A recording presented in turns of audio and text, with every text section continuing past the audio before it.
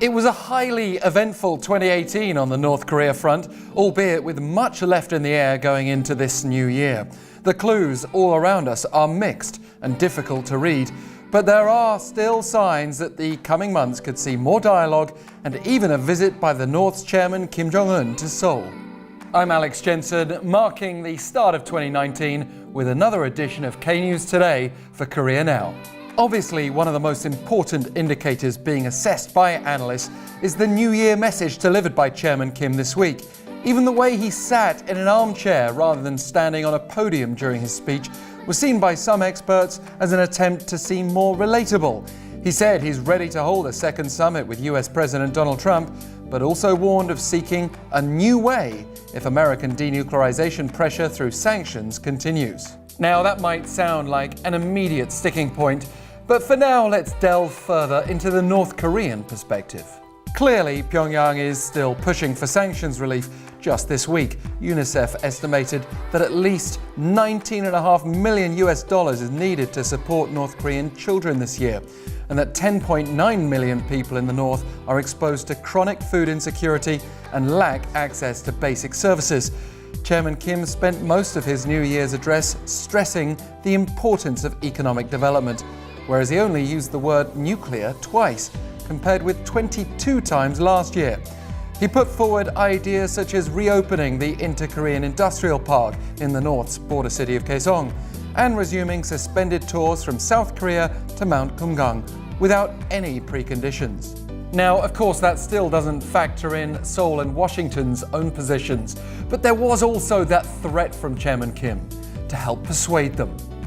We could be left with no choice but to seek a new way, he warned, urging the US in particular to make good on its promises and neither misjudge North Korea's patience nor stick to sanctions and pressure. Now, we don't know exactly what President Trump's promises were when he met Chairman Kim last June in Singapore, but we do know the American leader's still seemingly keen on a summit early this year.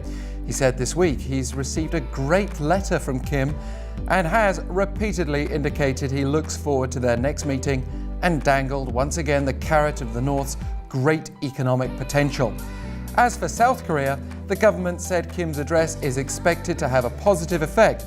President Jae-in pledged efforts for irreversible peace on the peninsula in 2019, having also offered a warm response to a personal letter he received from Kim right at the end of 2018. A message that apparently emphasized Kim's strong willingness to meet together frequently in 2019, as well as reaffirming his commitment to aggressively carrying out deals reached with leaders of South Korea and the United States. But there are obviously a number of major obstacles in front of us. Firstly, it's clear from words and actions in recent months that the three sides just mentioned don't have a unified view of denuclearization, and especially the order of events that should precede it. Skeptics view Chairman Kim's speech as part of a ploy to keep dialogue going without fundamentally changing. Critics fear Kim is trying to widen flaws in the Seoul-Washington alliance, a risky strategy if he truly cares about the economy, but very much part of Pyongyang's playbook. Regardless, some analysts believe the only way out of the stalemate is for the US to give something that North Korea wants.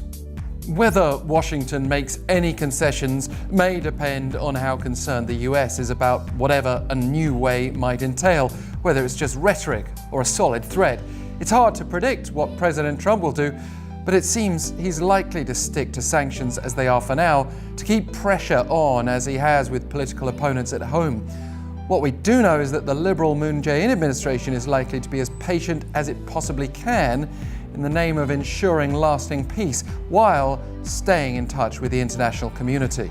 There are going to be a few interesting landmarks to follow this year. There will be the anniversaries of the various 2018 summits, for example, and the further we get through them without denuclearization progress, the more pressure on all concerned.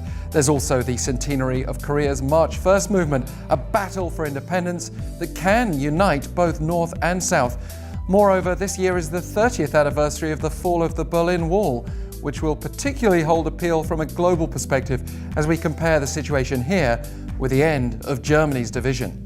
It would fuel optimism if we do see Trump meet Kim by February, as previously stated, and if indeed the North Korean leader visits Seoul, as he'd hoped to do by the end of 2018, an invitation that remains open according to President Moon, but which only seems likely if there's a breakthrough between Washington and Pyongyang. A visit to South Korea's capital by Chairman Kim would not only be highly symbolic, but also it would be a barometer of success.